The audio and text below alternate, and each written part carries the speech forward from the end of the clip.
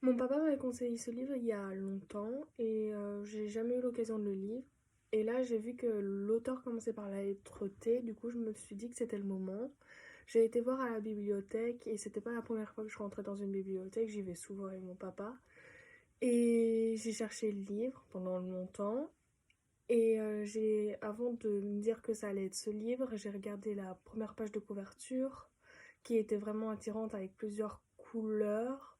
Et le nom, le magasin du suicide, m'intéressait et m'intriguait par rapport à l'histoire. Puis j'ai regardé la quatrième page de couverture et le résumé était vraiment intéressant et ça mettait vraiment l'eau à la bouche.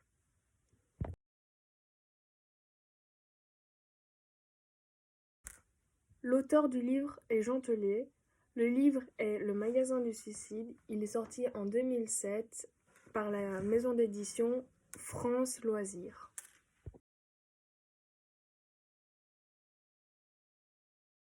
Envie de mettre fin à vos jours? J'ai le livre qu'il vous faut. Ce petit magasin de la famille Tuvache prospère dans la tristesse et l'humeur noire jusqu'au jour abominable où ils rencontrent leur adversaire impitoyable, la joie de vivre créée par leur enfant Alan.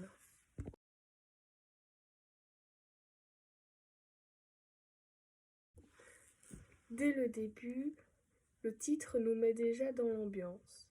Le lien entre le titre et l'histoire, c'est un magasin qui fonctionne bien, avec plusieurs articles pour mettre fin à ses jours proposés à leurs clients fidèles.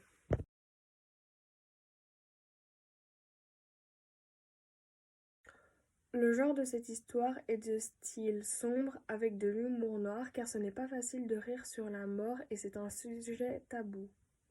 Et dans le livre, il y a parfois des blagues sur tout genre, même parfois trash.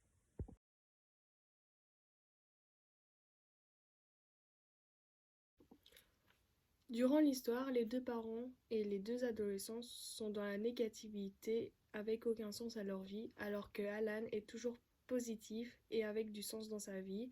Donc pour moi, ce que je retiens, c'est d'être toujours ce que l'on est et ne jamais se faire influencer par les autres, même si c'est nos parents.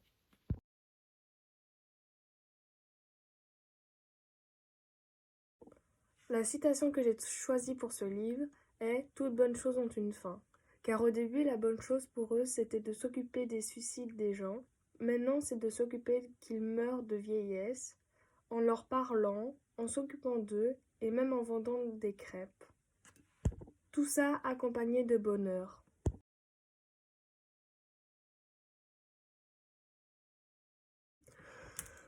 Mon premier argument, c'est que tellement que le titre est inhabituel, le magasin des suicides, on se pose tellement de questions et ça nous met vraiment l'eau à bouche en disant que qu'est-ce qui se passe dans le livre, j'ai envie de savoir, ça nous dévore carrément de l'intérieur.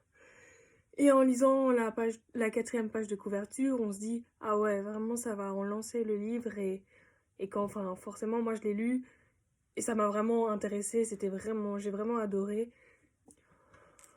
Mon deuxième argument, c'est le nombre de pages dans le livre. Il y en a 150 et je trouve qu'il y en avait assez. On n'en avait pas trop, on n'en avait pas peu. Je trouve que c'est comment il était écrit le livre. Toutes les informations étaient bien mises, vraiment pour nous donner l'intrigue de toute l'histoire. Et c'est pour ça que le nombre de pages ne compte pas dans un livre parce que on peut avoir toutes les informations en 100 pages. Et mon troisième argument, c'est le fait que ça soit un livre totalement différent des autres, qui n'est pas un peu fleur rose, tout ça. C'est vraiment un livre où le magasin des suicides, on sait que ça va pas rigoler. Enfin, pourtant, on rigole pendant le livre, mais c'est le fait qu'on rigole sur un sujet sensible et vraiment horrible, on peut le dire, parce que c'est le suicide et que c'est pas facile à en parler, tout ça. Du coup, le fait d'en rigoler et que ça peut un peu calmer les choses. Et donc c'est ça, le fait qu'il soit totalement différent des autres livres, unique on va dire, que c'est ça qui est un argument pour le lire.